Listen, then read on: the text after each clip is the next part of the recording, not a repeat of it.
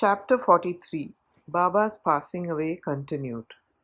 Preparation Samadhi Mandir, Breaking of the Brick, 72 Hours Samadhi, Jog's Sannyas, Baba's Nectar Like Words. Chapter 43 and 44 continue the story of Baba's passing away, and therefore they are taken together. It is the general practice amongst the Hindus that when a man is about to die, some good religious scripture is read out to him with the object that his mind should be withdrawn from worldly things and fixed in spiritual matters, so that his future progress should be natural and easy. Everybody knows that when King Parikshit was cursed by the son of a Brahmin rishi and was about to die after a week, the great sage Sukadev expounded to him the famous Bhagavat Puran in that week. This practice is followed even now, and the Gita, Bhagavat, and other sacred books are read out to dying persons. Baba, being an incarnation of God, needed no such help, but just to set an example to the people, he followed this practice. When he knew that he was to pass away soon, he asked one Mr. Vase to read Ram Vijay to him. Mr. Vase read the book once in the week. Then Baba asked him to read the same again day and night, and he finished the second reading in 3 days. Thus 11 days passed away. Then again he read for 3 days and was exhausted. So Baba let him go and kept himself quiet. He abided in his self and was waiting for the last moment. 2 or 3 days earlier, Baba had stopped his morning peregrinations or going out and begging rounds and sat quietly in the masjid. He was conscious till the last and was advising the devotees not to lose heart. He let nobody know the exact time of his departure. Kaka Sahib Dikshit and Shriman Bhutti were dining daily with him in the masjid. That day, 15th October, after the Aarti, he asked them to go to their residence for dining. Still a few, that is Lakshmi Bai Shinde, Bagoji Shinde, Bayaji, Lakshman Bala Shimpi and Nana Sahib Nimonkar remained there. Shama was sitting down on the steps. After giving rupees 9 to Lakshmi Bai Shinde, Baba said that he did not feel well there in the masjid and that he should be taken to the Dagadi stone of the Wada of Bhutti, where he would be all right. While saying these last words, he leaned on Bayaji's body and breathed his last. Bagoji noticed that his breathing had stopped, and he immediately told this to Nana Sahib Nimonkar, who was sitting near. Nana Sahib brought some water and poured it in Baba's mouth. It came out. Then he cried out loudly, "O Deva!" Baba seemed to open his eyes and say, "Ah," in a low tone, but it soon became evident Baba had left his mortal body for good.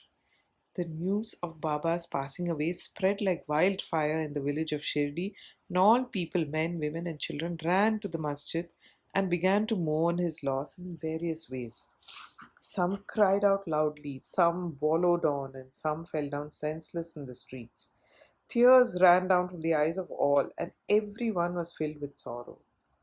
Some people started remembering the words of Sai Baba. Somebody said that Maharaj or Sai Baba told his devotees that in time to come he would appear as a lad of 8 years. In the Krishna avatar, Chakrapani, Lord Vishnu, performed this very deed.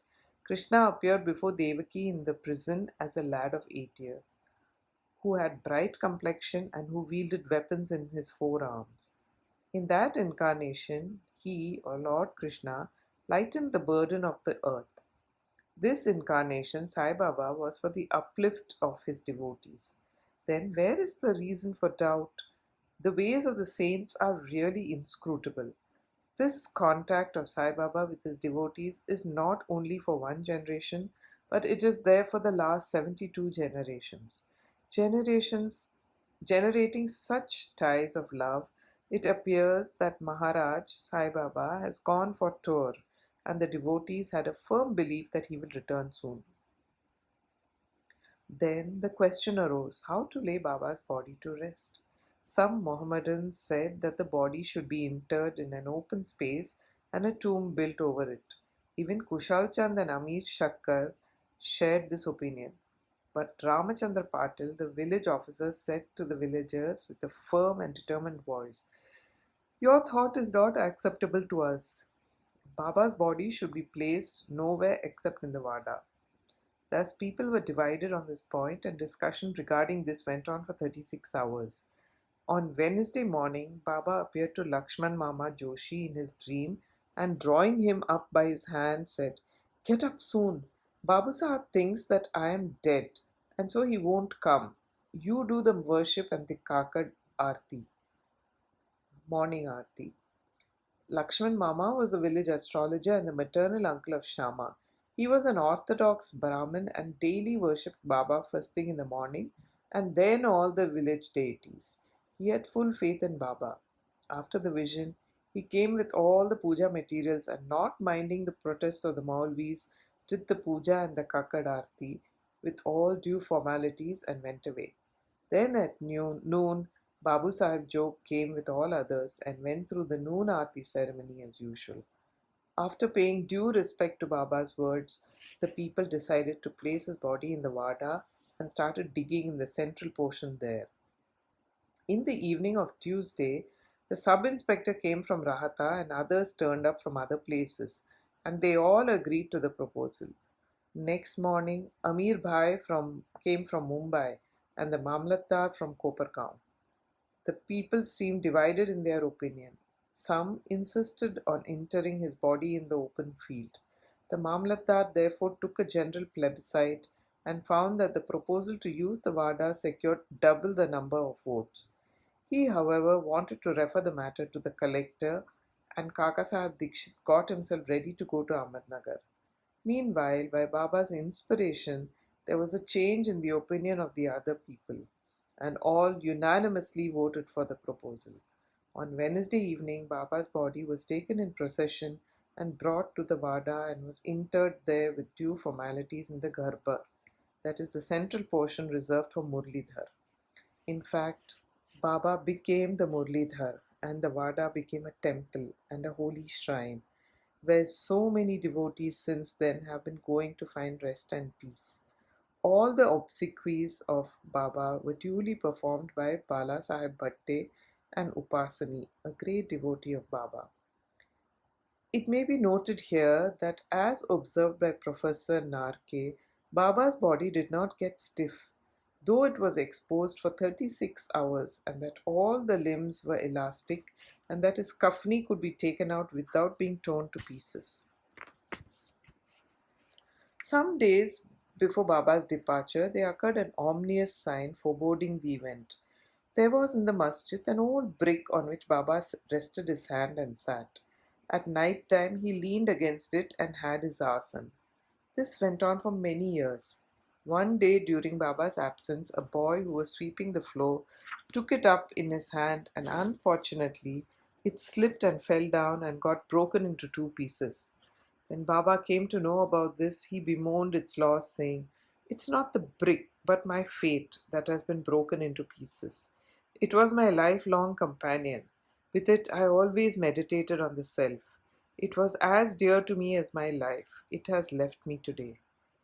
Some may raise here a question: why should Baba express this sorrow for such an inanimate thing as a brick? To this, Hemat Pant replies that saints incarnate in this world with the express mission of saving the poor people, helpless people, and when they embody themselves and act with the people, they act like them. That is, outwardly they laugh, play, and cry, like all other people, but inwardly they are wide awake to their duties and mission. 32 years before this, that is in 1886, Baba made an attempt to cross the border line. On a Margharshisha Purnami, full moon day, Baba suffered from a severe attack of asthma. To get rid of it, Baba decided to take his pran high up and go into samadhi. He said to Bhagat Malsapati, "Protect my body for 3 days. If I return, it will be all right. If I do not, bury my body in that open land," pointing to it, "and fix 2 flags there as a mark." After saying this, Baba fell down at about 10 p.m. His breathing stopped as well as his pulse. It seemed as if his pran left the body. All the people, including the villagers, came there and wanted to hold an inquest and bury the body in the place pointed to by Baba. But Malsapati prevented this. With Baba's body on his slab, he sat full 3 days guarding it. After 3 days passed, Baba showed signs of life at 3 a.m. His breathing commenced, the abdomen began to move, his eyes opened, and stretching his limbs, Baba returned to conscious life again. From this and other accounts, let the readers consider whether Sai Baba was the 3.5 cubits body that he occupied for some years and that he left thereafter, or he was the self inside. The body composed of the five elements is perishable and transient, but the self within is the thing, absolute reality, which is immortal and intransient. This pure being consciousness of Brahma, the ruler and controller of the senses and mind, is Sai. This pervades all things in the universe, and there is no space without it. For fulfilling his mission, he assumed the body, and after it was fulfilled, he threw away the body, the finite aspect, and assumed his infinite aspect. Sai ever lives, as also the previous incarnation of God Dattatreya, Sri Narsimha Saraswati of Gangapur. His passing away is only an outward aspect, but in reality, he pervades all animate and inanimate things and is their inner controller and ruler. This can be and is even now experienced by many who surrender themselves completely to him and worship him with wholehearted devotion. Though it is not possible for us to see Baba's form now onwards, but if we go to Shirdi, we shall find his beautiful lifelike portrait adorning the masjid. This has been drawn by Shamrao Jaikar, a famous artist and well-known devotee of Baba. To an imaginative and devout spectator, this portrait can give even today the satisfaction of taking Baba's darshan. Though Baba has no gross body now, he lives there and everywhere and will effect the welfare of the devotees even now, as he was doing before when he was embodied. Saints like Baba never die. Though they look like men, they are in reality God Himself.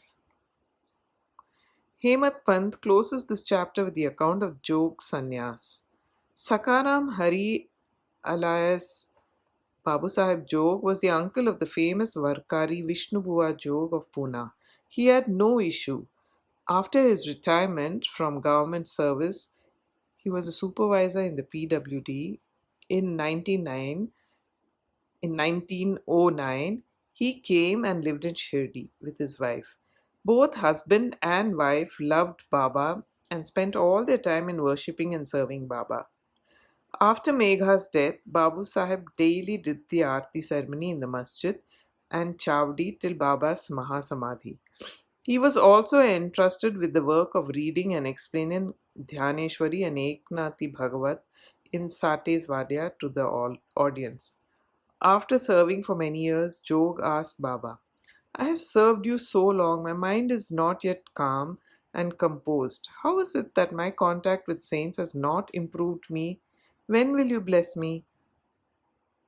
Hearing the Bhakta's prayer, Baba replied, In due time, your bad actions, their fruit or result, will be destroyed. Your merits and demerits will be reduced to ashes, and I shall consider you blessed when you will renounce all attachments, conquer lust and sense of taste, and getting rid of all impediments. Serve God wholeheartedly and resort to the begging bowl. Accept sannyas. After some time, Baba's words came true. His wife predeceased him, and as he had no other attachment, he became free and accepted sannyas before his death and realized the goal of his life. The kind and merciful Sai Baba said many a time the following sweet words in the masjid. He who loves me most always sees me. The whole world is desolate to him without me. He who tells no stories but mine. He ceaselessly meditates upon me and always chants my name. I feel indebted to him who surrenders himself completely to me and ever remembers me. I shall repay his debt by giving him salvation or self realization. I am dependent on him who thinks and hungers after me and who does not eat anything without first offering it to me. He who thus comes to me becomes one with me, just as a river gets to the sea and becomes merged or one with it. So, leaving out pride and egoism, and with no trace of them, you should surrender yourself to me, who is seated in your heart. Sai Baba expounded many a time who this me or I is. He said, "You need not go far in search of me. Barring your name and form, there exists in you as well as in all beings a sense of being or consciousness of existence. That is myself. Knowing this, you see me inside of yourself. You see me inside yourself as well as in all beings. If you practice this, you will realize all pervasiveness and thus attain oneness with me." Hemant Pant therefore requests the readers humbly and lovingly that they should love and respect all gods, saints, and devotees. Has not Baba often said, "He who carps and cavils at others pierces me in the heart and injures me, but he that suffers and endures pleases me most"? Baba thus pervades all beings and creatures. He likes nothing but love to all beings. Such nectar, pure auspicious ambrosia, always flowed from Baba's lips. He therefore concludes, those who lovingly sing Baba's fame and those who hear the same with devotion, both become one with Sai. Bow to Sri Sai. Peace be to all.